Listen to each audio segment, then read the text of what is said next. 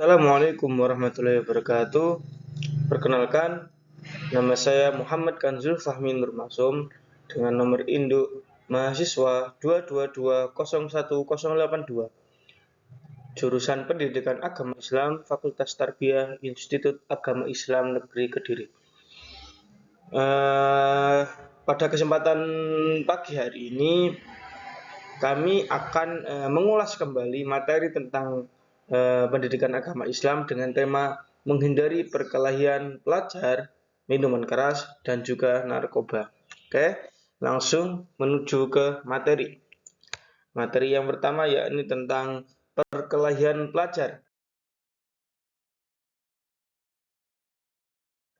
di mana terdapat beberapa poin pembahasan. Yang pertama yakni tentang pelajar Islami. Bagaimana sih pelajar Islami? Jadi di dunia pendidikan, khususnya para pelajar, sudah banyak tinta emas yang ditorehkan oleh para pelajar, khususnya pelajar Muslim, dengan segenap prestasi yang diraihnya. Kenapa bisa begitu? Jawabannya karena Islam sendiri ini mengilhami dan menginspirasi seluruh tatanan hidup setiap individu, pelajar, dan sebagainya, agar senantiasa hidup bermanfaat banyak-banyaknya untuk orang lain. Sebagaimana hadis dari Rasulullah Shallallahu Alaihi Wasallam yang berbunyi khairun nas anfa'uhum linnas, yang berarti sebaik-baik manusia adalah yang paling bermanfaat bagi manusia lainnya. Prestasi tersebut capaiannya bukan hanya di level dunia, melainkan benar maupun nasional maupun provinsi, tetapi hidup dengan berlandaskan ajaran Islam bagi diri sendiri dan lingkungan ini juga termasuk prestasi belajar yang membanggakan. Jadi prestasi tersebut bukan hanya prestasi yang ada di dunia, melainkan hidup berlandaskan dengan ajaran Islam ini juga merupakan prestasi yang membanggakan bagi seorang pelajar Muslim. Selanjutnya yakni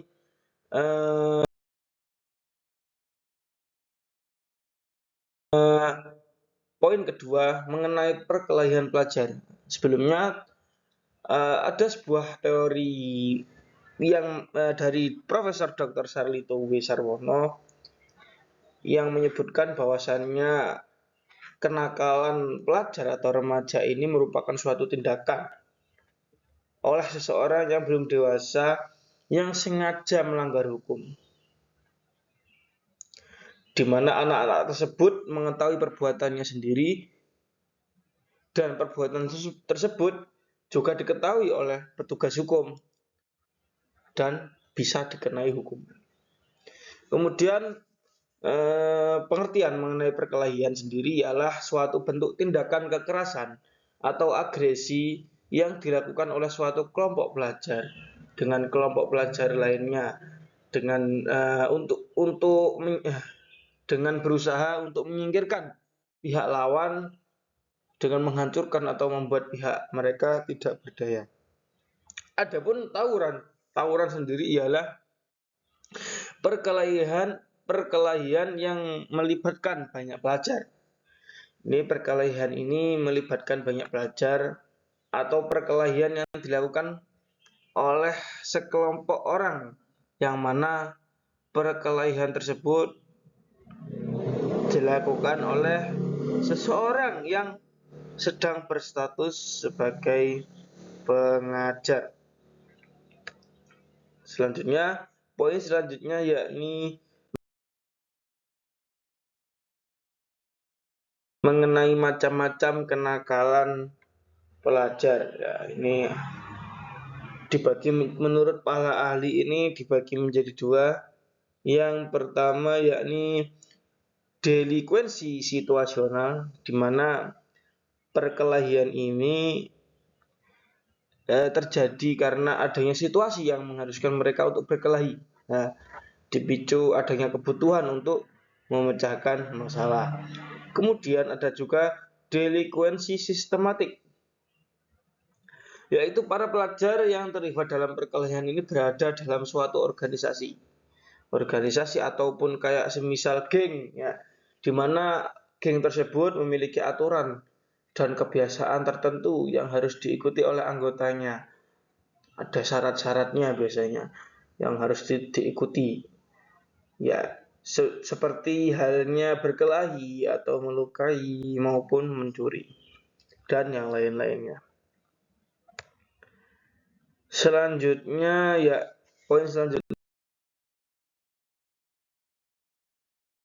yakni mengenai faktor-faktor penyebab adanya perkelahian remaja.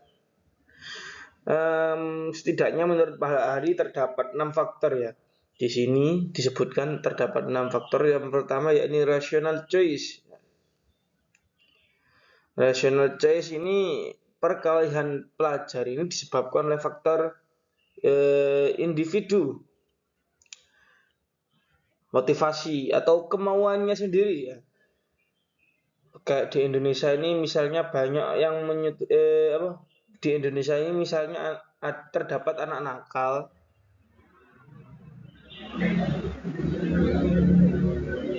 Maaf, sudah sedikit ralat. Jadi rational choice ini perkelahian pelajar yang disebabkan oleh faktor individu atau kemauannya sendiri. Yang kedua yakni faktor social disorganization, di mana perkelahian pelajar ini disebabkan oleh faktor lingkungan, berkurangnya atau hilangnya peran meta budaya yang selama ini menopang harmoni sosial. Misalnya contoh kecilnya ketika ada orang tua yang semakin sibuk melupakan pendidikan anak-anaknya sehingga dapat melupakan pendidikan anak-anaknya. Yang ketiga yakni faktor strain, yakni adanya perkelahian pelajar disebabkan faktor tekanan besar dari masyarakat, misalnya seperti halnya kemiskinan di satu sisi, sementara di sisi atau di pihak yang lain ini mempertontonkan kekayaannya sehingga akan timbul kecemburuan sosial atau tidak sepadan sehingga akan menuju ke arah kenakalan remaja. Selanjutnya ada juga faktor differential association. Ini perkelahian pelajar ini disebabkan oleh faktor salah pergaulan ya. Di mana pelajar yang terbiasa bergaul dengan pelajar yang tukang tawuran mungkin atau anak yang malas belajar, bolos sekolah, bolos belajar. Ini akan menularkan sikap dan perilakunya sehingga yang awalnya baik-baik saja menjadi orang yang nakal atau yang orang-orang yang tidak baik kayak gitu. Terus selanjutnya yakni ada faktor labeling. Faktor ini disebabkan karena para remaja ini sering sekali atau sudah terbiasa dicap sebagai pelajar yang nakal. Jika seorang pelajar sering dilabeli sebagai pelajar nakal oleh banyak pihak, maka label tersebut merasuk di dalam dada. Ya, sudah keinginan sendiri diperkuat oleh lingkungan, faktor lingkungannya diperkuat karena different association atau pergaulan yang salah. Ternyata ditambah lagi faktor labeling. Ini tentu akan semakin memperburuk sikap atau tingkah laku seorang remaja. Yang terakhir ada male phenomenon. Ini disebabkan oleh faktor jenis kelamin, di mana bahwasannya anak laki-laki ini lebih nakal dibanding anak perempuan.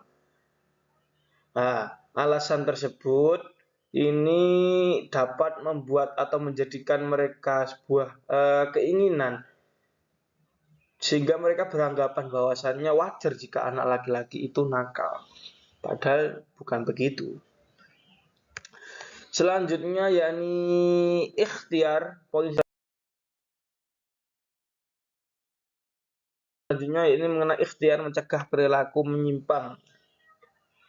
Terdapat beberapa ikhtiar, sebenarnya banyak, cuma di sini kami menyebutkan 5. Yang pertama yakni dengan kita memberi kesempatan yang banyak agar pelajar dapat mengembangkan segala minat, bakat, potensinya sehingga optimal menemukan jati diri dan orientasi hidup yang dituju.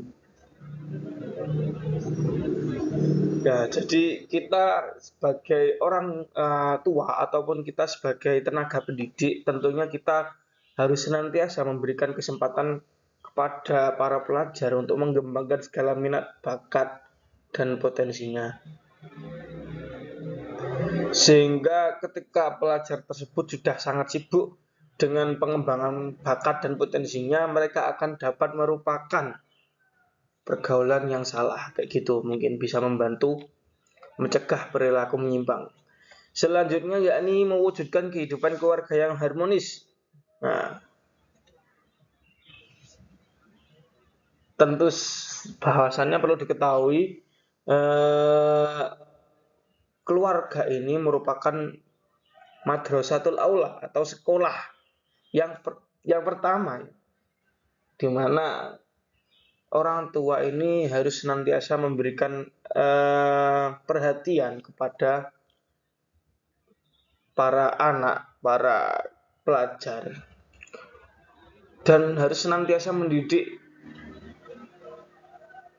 Pendidikan karakter juga contoh harus diberikan dari orang tua. Tentu perlu adanya kerjasama antara pihak sekolah dan pihak keluarga atau orang tua dalam mencegah perilaku menyimpang. Selanjutnya yakni setiap anak itu unik, bahkan yang lahir kembar sekalipun. Karena itu jangan membiasakan menyamaratakan potensi anak. Meski dengan saudaranya sendiri. Ini menyamaratakan potensi anak ini tentu tindakan atau perbuatan yang belum bisa dibenarkan ya teman-teman. Kenapa? Pada dasarnya setiap manusia ini lahir atau dilahirkan dengan potensinya masing-masing. Tentu tidak sama. Pada setiap individu ini tidak sama. Dan bagaimana potensi tersebut dapat dikembangkan sehingga setiap anak ini dapat menentukan atau menemukan jati dirinya. Ini perlu diperhatikan bagi setiap tenaga pendidik maupun orang tua yang ada di rumah. Apabila hal tersebut diacuhkan atau tidak diperdulikan dan para pelajar tetap disamaratakan potensinya, maka justru itu dapat menjadi pemicu iri hati. Dapat memicu iri hati ataupun penyakit hati lainnya sehingga dapat mengarah kepada perilaku menyimpang yang ditimbulkan oleh pelajar itu sendiri akibat ketidakpuasan atau akibat kayak mereka merasa ketidakadilan kayak gitu. Poin selanjutnya yakni di samping faktor keluarga, pengembangan pribadi yang optimal melalui pendidikan di sekolah memiliki pengaruh yang besar. Nah, ini hampir sama seperti nomor 1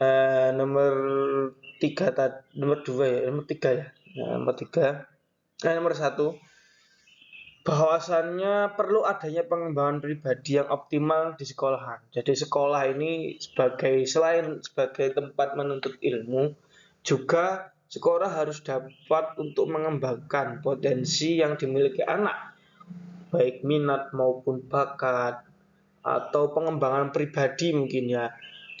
Gimana mendidik pribadi, bagaimana cara bertingkah laku, akhlak yang baik kayak gitu. Jadi sekolah ini juga sangat menentukan. Selanjutnya yakni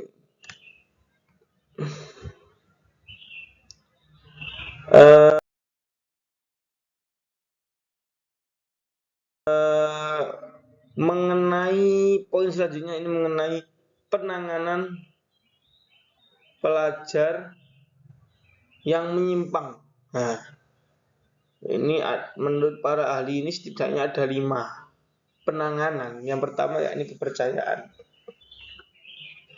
Bagaimana seorang pelajar ini harus memiliki kepercayaan kepada pihak-pihak yang mau membantunya, semisal kayak guru dan lain-lain. Selanjutnya yakni kemurnian hati.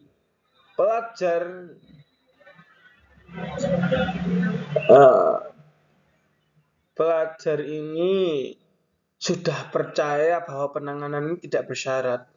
Bagi para pelajar urusan membantu ya membantu saja, tidak perlu ditambahi. Tetapi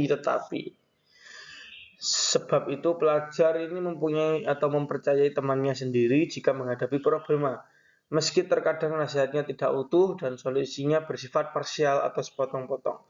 Jadi dalam mengatasi pelajar atau perilaku yang menyimpang ini setidaknya harus memiliki kemurnian hati. Selanjutnya yakni kemampuan mengerti dan menghayati atau empati, di mana setiap guru atau tenaga pendidik ini harus memiliki kemampuan mengerti dan menghayati perasaan pelajar, dikarenakan posisi yang berbeda-beda antara anak atau pelajar dengan orang dewasa ataupun guru. Selanjutnya yakni kejujuran. Ini penting dilakukan karena sang pelajar ini ingin keterbukaan, termasuk sanksi yang diterima.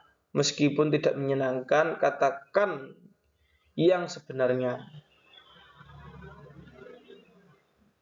Selanjutnya, yakni yang terakhir mengutamakan persepsi pelajar sendiri. Ini penting juga karena pelajar ini mempunyai sudut pandang persoalan yang berbeda. Terlepas dari kenyataan yang ada, sang pelajar akan bereaksi terhadap sudut pandangnya sendiri. Karena itu, kemampuan untuk memahami pandangan pelajar ini atau persepsi pelajar ini juga penting untuk membangun empati terhadap pelajar ataupun remaja. Poin selanjutnya yakni tentang sudut pandang Islam dan hukum positif. Berdasarkan pemaparan materi yang di atas ini, Islam ini mengambil sudut pandang yang berbeda tentang perkelahian pelajar, di mana kuncinya apabila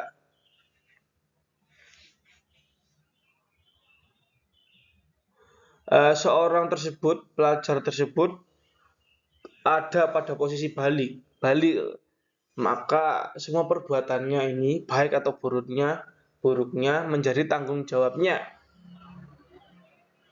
Jika seseorang sudah balik dan melakukan kejahatan akan dihukum sesuai hukumannya. Ini dalam pandangan Islam. Adapun dalam pandangan hukum Indonesia, sanksi atau perbuatan dikenakan jika usia antara 17 atau 18 tahun. Ini menurut undang-undang yang ada.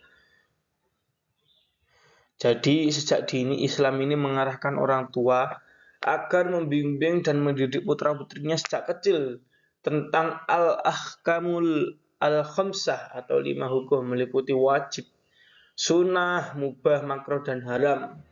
Jadi melalui pendidikan tentang al-ahkamu al-khamsah ini setidaknya dapat memberi pelajaran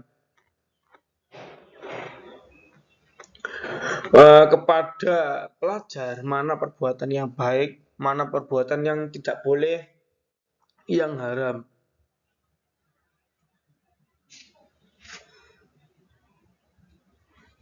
Oke, seperti itu. Selanjutnya yakni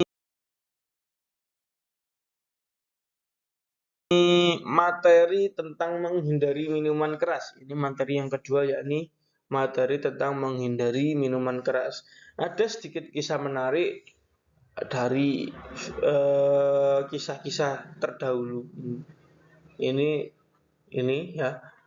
Dahulu terdapat seorang ahli ibadah namanya Barseso. Ibadah 70 tahun. Nah, jadi Barseso ini dulu ini merupakan ahli ibadah di mana ia senantiasa mengabdikan atau menggunakan seluruh waktu hidupnya untuk beribadah bahkan selama 70 tahun. Kemudian suatu saat datang seorang iblis. Suatu ketika datang iblis, ya, di mana iblis ini ingin menggoda Barseso. Iblis ini kemudian menyamar menjadi tamu, lalu ia ikut ibadah bersama Barseso selama 40 tahun. Jadi iblis ini menggoda dan dia dengan cara menyerupai seseorang tamu, kemudian ia ikut beribadah bersama bersiswa selama 40 hari, ya 40 hari di sini. Kemudian iblis ini ikut lagi selama 80 hari. Nah, nambah lagi 40 tambah 40 hari sehingga genap 80 hari. Kemudian sang imam atau sang bersiswa ini kemudian merasa tersaingi dalam hal ibadah. Mulailah iblis menggoda bersiswa. Bersiswa tergoda untuk belajar kepada si iblis penyamar itu. Ketika mengetahui bahwa tamu tersebut atau orang yang baru ia kenal ini ternyata juga ahli ibadah. Kemudian bersiswa ini merasa tersaingi dan ingin belajar sehingga ia bertanya kepada iblis. Kemudian bersiswa ini bertanya kepada iblis dan iblis mengatakan bahwasannya ia bisa ibadah maksimal karena dulu ia merupakan seorang pemabuk. Nah, maka kamu harus jadi pemabuk dulu untuk menjadi maksimal dalam ibadahnya. Setelah mendapat jawaban dari sang iblis, akhirnya bersiswa ini ia melaksanakan perintah atau saran dari iblis. Ia kemudian jatuh dalam kemaksiatan dan kesesatan. Yang awalnya bersiswa ini ahli ibadah, kemudian ia didatangi oleh seorang iblis, digoda, kemudian ia bersiswa terjerumus dalam godaannya sehingga ia menjadi pemabuk dan ia jatuh dalam kemaksiatan dan kesesatan. Na'udzubillah min dzalik. Jadi dari cerita tersebut terdapat sebuah poin penting, yakni tentang mabuk atau pemabuk. Mabuk ini kan disebabkan dari minum-minuman keras sehingga dapat mengganggu, atau ketika seseorang sudah terjerumus dalam kemabukan, mabuk atau kenakalan dan sebagainya, maka mereka akan terjerumus dalam kemaksiatan dan kesesatan. Na'udzubillah min dzalik. Kemudian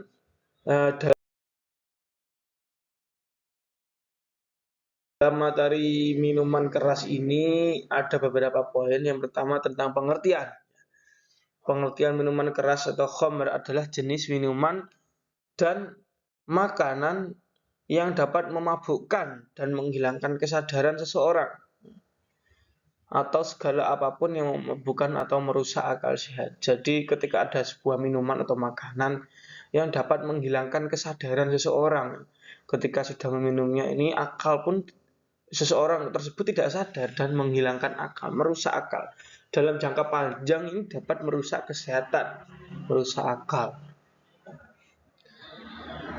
Kemudian termasuk jenis khamr atau minuman yang memabukkan, ini adalah alkohol yang merupakan zat kimia yang dipergunakan untuk beragam keperluan di dunia medis, antara lain disinfektan, pembersih, pelarut, bahan bakar, bahkan dan sebagai campuran zat kimia lainnya.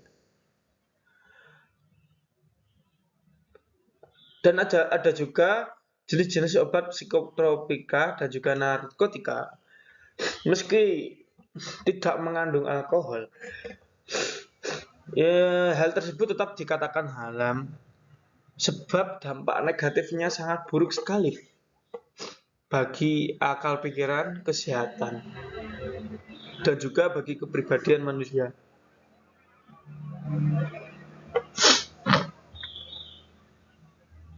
Jadi khamr atau minuman keras ini biasanya mengandung sebuah alkohol, ya teman-teman. Alkohol ini yang seharusnya ini digunakan untuk bahan medis seperti halnya disinfektan atau pembersih, pelarut, bahkan menjadi bahan bakar. Ini malah disalahgunakan untuk dikonsumsi oleh seseorang sehingga dapat menyebabkan hilangnya akal atau mabuk istilahnya, dan juga dapat merusak akal, merusak kesehatan dalam jangka panjang. Hal ini tentu menjadi sebab musababnya diharamkannya khamr atau minuman keras. Poin selanjutnya yakni mengenai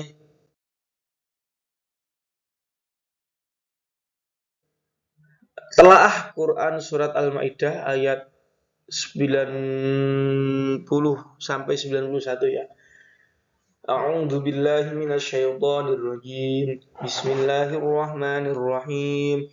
Ya ayyuhalladzina amanu innamal khamru wal maisiru wal ansabu wal azlamu rijsum min amali syaitani fajtanibuhu la'allakum tuflihun. Innama yuridu syaitanu an yuqi'a bainakumul adawata wal baghdha'a fil khamri wal maisiri ويصدكم عن ذكر الله وعن الصلاة فهل أنتم منتهون.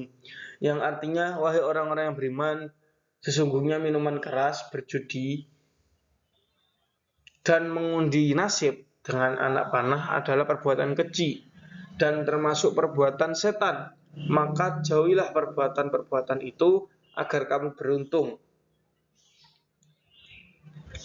Quran Surat Al-Maidah ayat 90. Kemudian dengan minuman keras dan judi itu setan hanyalah bermaksud menimbulkan permusuhan dan kebencian di antara kamu dan menghalang-halangi kamu dari mengingat Allah dan melaksanakan salat. Maka tidakkah kamu mau berhenti? Quran Surat Al-Maidah ayat 91. Selanjutnya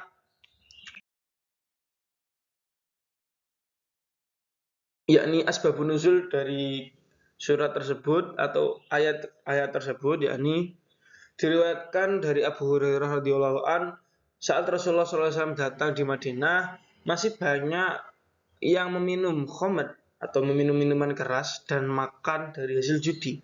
Mereka bertanya tentang kedua hal tersebut, maka turunlah surat Al-Baqarah ayat 219.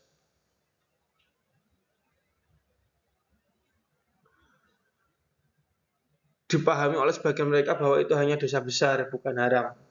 Ini jadi asbabun nuzul khamr atau ayat mengenai khamr ini bertahap ya teman-teman. Yang awalnya ini sebentar saya bacakan dulu ya. Karena dipahami seperti itu, kebiasaan buruk ini masih tetap dilanjutkan. Ketika ada kaum muhajirin, mereka menjadi imam sholat dalam keadaan mabuk. Terjadilah kesalahan dalam membaca Al-Quran. Lalu turunlah surat An-Nisa ayat 43 yang berisi larangan mengerjakan salat dalam keadaan mabuk. Meskipun sudah turun ayat ini yang memberi isyarat lebih jelas dan tegas agar dihindari, dijauhi, dan tidak dilakukan, kebiasaan buruk itu masih juga sering dilakukan. Akhirnya turunlah Quran Surat Al-Maidah 90-91 yang menegaskan keharaman khamr, sehingga mereka pun berkata, ya Allah, kami bertekad berhenti dari meminumnya. Selanjutnya mereka bertanya kepada Rasul, bagaimana orang-orang terdahulu yang terbunuh di jalan Allah, apakah mereka meninggal di tempat tidur? Atau mereka yang meninggal di tempat tidur padahal dahulunya mereka itu suka meminum khamr, maaf tadi ada kesalahan, atau makan hasil perjudian, padahal keduanya kini telah ditetapkan sebagai perbuatan keji dan perbuatan setan. Lalu turunlah Al-Quran Surat Al-Maidah 93 yang menjelaskan bahwa apa yang telah dilakukan umat manusia sebelum datangnya larangan ini tidak disebut atau tidak dinilai sebagai suatu dosa. Jadi ini panjang sekali ya penjelasan tentang asbabun nuzul atau turun-temurunnya ayat yang mengharamkan atau melarang minum khamr. Di mana dulu pada zaman Rasul ini para sahabat ini masih banyak, karena dulu ini belum ada syariat sebelumnya dibawakan Kanjeng Nabi, jadi masih banyak yang mengkonsumsi khamr atau minuman keras dan makan dari hasil judi, sehingga kemudian turunlah surat Al-Baqarah ayat 219 yang menyatakan bahwa melakukan hal-hal kemungkaran tersebut, baik meminum khamr atau makan dari hasil judi ini, dinyatakan dosa besar. Belum haram, masih dinyatakan dosa besar. Kemudian Tentu para sahabat masih banyak yang mengkonsumsi khamr, sehingga pada suatu saat terdapat sebuah peristiwa di mana kaum muhajirin tadi ketika melaksanakan sholat ini diimami oleh orang yang mabuk, sehingga akhirnya turunlah surat An-Nisa ayat 43 di mana melarang seseorang yang mabuk ini untuk melaksanakan sholat dikarenakan akan menimbulkan kesalahan dalam membaca. Jadi larangan mengkonsumsi atau keharaman khamr ini bertahap. Pertama, dinyatakan sebagai dosa besar. Kedua, dilarang mabuk. Maksudnya ketika seseorang mabuk ini dilarang untuk melaksanakan sholat. Kemudian larangan yang terakhir ini turun disebabkan masih banyaknya seseorang yang mengkonsumsi khamr. Turun surat Al-Maidah ayat 90 dan 91 yang tadi kita baca bersama-sama. Sehingga jelas bahwasannya runtutan dari kejadian bagaimana sih khamr dulu diharamkan. Nah, poin selanjutnya yakni mengenai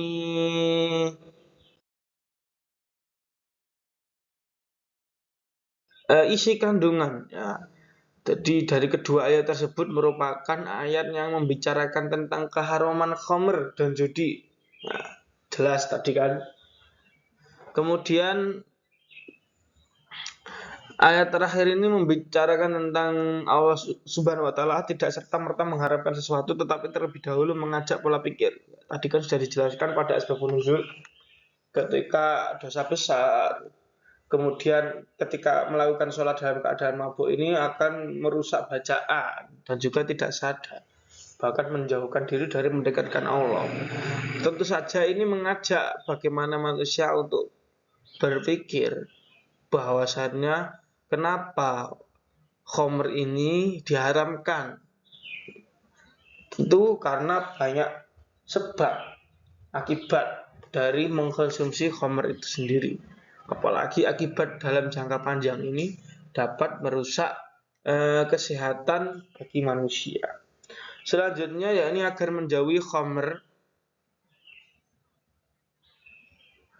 atau judi, berkorban untuk berhala, mengundi nasib dan sebagainya.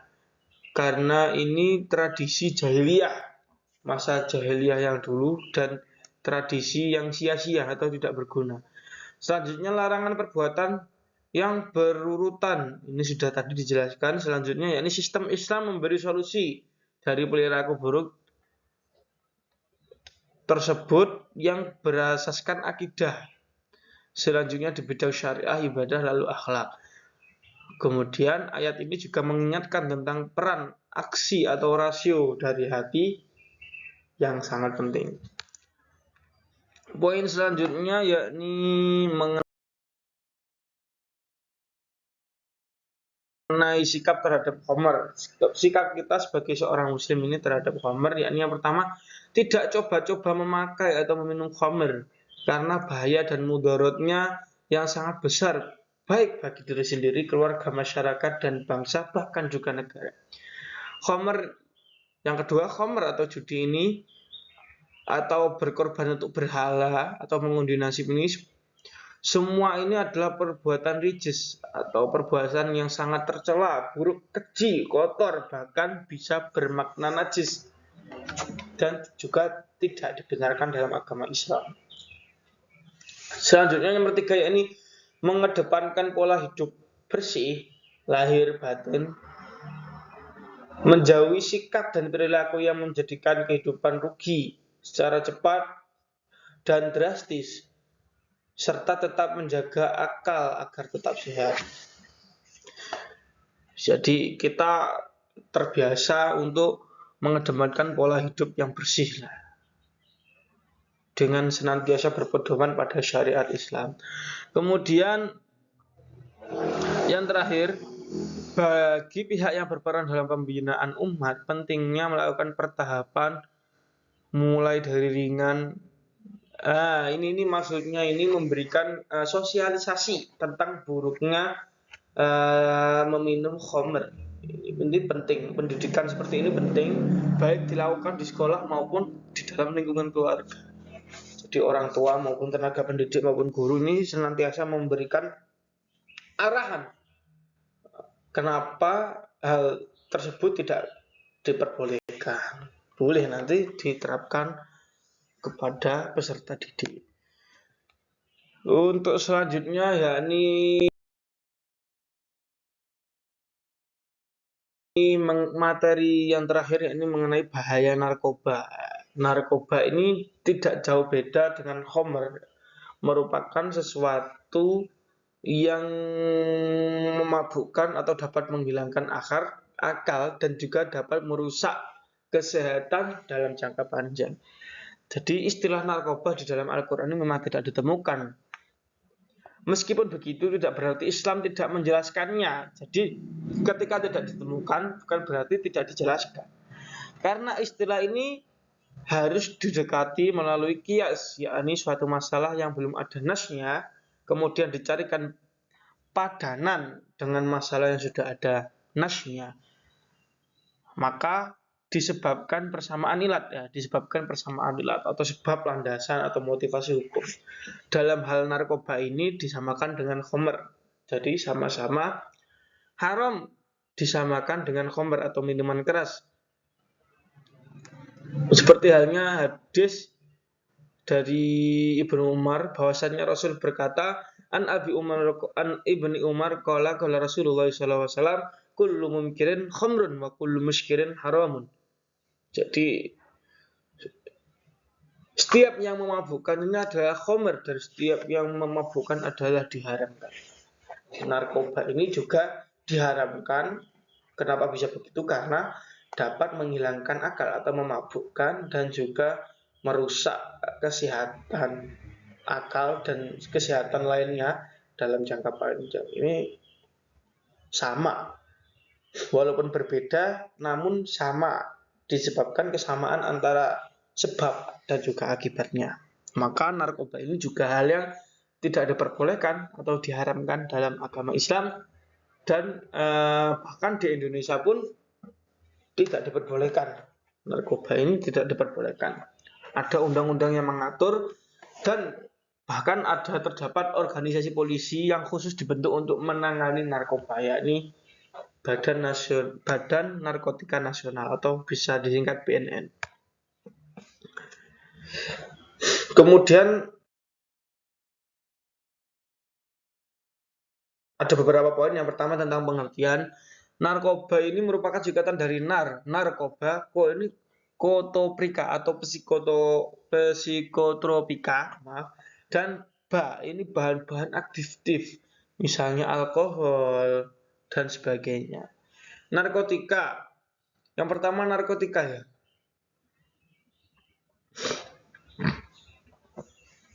Adalah zat atau obat yang berasal dari tanaman atau bukan tanaman mungkin, baik sintesis maupun semi-sintesis yang menyebabkan penurunan atau perubahan kesadaran, hilangnya rasa, mengurangi sampai menghilangkan rasa nyeri, dan dapat menimbulkan ketergantungan yang dibedakan ke dalam golongan-golongan tertentu.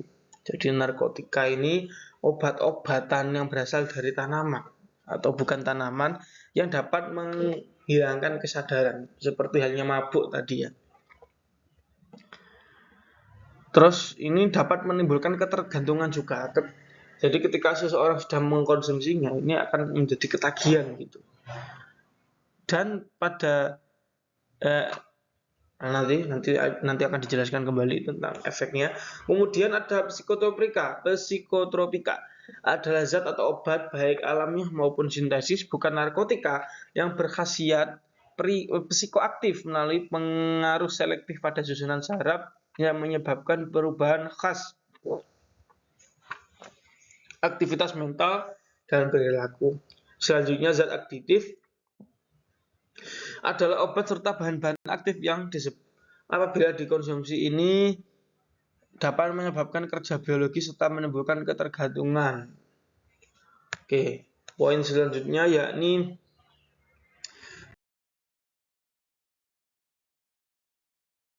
tentang jenis-jenis narkotika. Ada beberapa jenis, banyak sebenarnya jenis-jenis, cuma di sini kita hanya mengambil 6 yang viral atau yang sering ditemukan kasusnya. Yang pertama ini morfin. Morfin ini alkaloida yang terdapat dalam opium yang bentuknya serbuk putih, sejenis analogistik yang kuat khasiatnya, tidak berbau, berbentuk kristal berwarna putih, bisa berubah warnanya menjadi kecoklatan. Ada juga ganja atau cimeng, tumbuhan perduliar yang tumbuh di daerah beriklim tropis atau sedang, misalnya negara India, Nepal, Thailand, Laos, Kamboja, Indonesia, Kolombia, Jamaika, termasuk juga Rusia. Ada juga kokain. Kokain ini alkaloida dari jenis tumbuhan Erythrochlon coca. Nah, ini tumbuhan di lereng pegunungan Andes. Kemudian ada putau, hashish, dan opium. Oke, poin selanjutnya yakni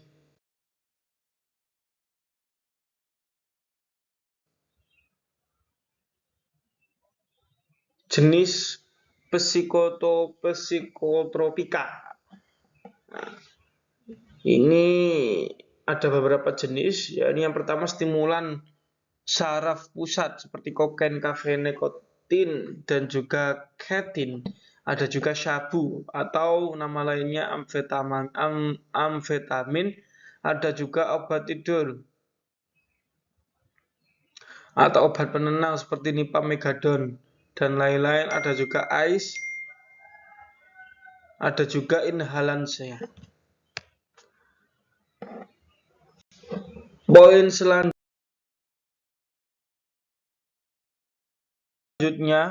selanjutnya yakni jenis-jenis zat adiktif. Ada juga nikotin dan juga alkohol.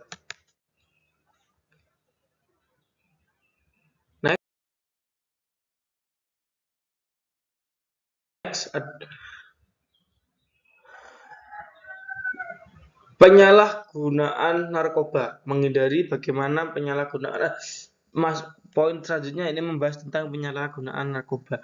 Penyalahgunaan narkoba ini merupakan gangguan perilaku dan perbuatan antisosial seperti berbohong, membolos, malas, seks bebas, mencuri, melanggar hukum.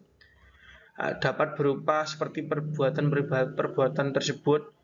Kemudian penyalahgunaan narkoba ini dilakukan secara ditelan, disuntikkan, jarum suntik, dirokok atau dihisap. Kemudian ketergantungan narkoba ini menimbulkan gejala putus obat. Para pecandu bisa skau atau maknanya sakit ketika tidak mengkonsumsi narkotika tersebut. Kemudian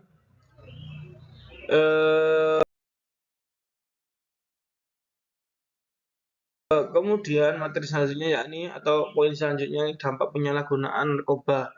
Ada beberapa dampak. Yang pertama bagi fisik. Bagi fisik, gejala fisik seperti penurunan berat badan, kelemahan otot, kebutaan, impotensi sangat mungkin terjadi apabila penggunaan narkoba ini dibiarkan secara berlanjut. Infeksi dan kerusakan organ internal juga bisa menjadi dampak dari penyalahgunaan narkoba.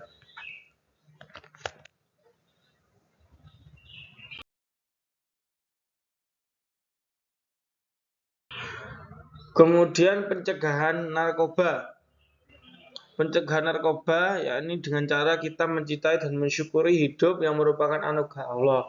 Menggunakan waktu luang untuk melakukan kegiatan-kegiatan positif. Ketahui dampak buruk. Jadi yang pertama ini kita mensyukuri hidup yang telah diberikan, kemudian menggunakan waktu luang untuk kegiatan-kegiatan positif. Ketika waktu luang ini diisi dengan kegiatan-kegiatan positif, maka akan mengurangi pergaulan yang tidak baik, sehingga dapat menekan angka penggunaan narkoba. Selanjutnya ini mengetahui dampak buruk. Perlu adanya sosialisasi yang dilakukan oleh pihak sekolah maupun dari orang tua tentang dampak buruk atau bahaya mengkonsumsi narkoba. Ketika seorang pelajar sudah mengetahui, maka ia akan takut atau bahkan akan mencegah menjauhi narkoba tersebut. Hindari rasa penasaran dan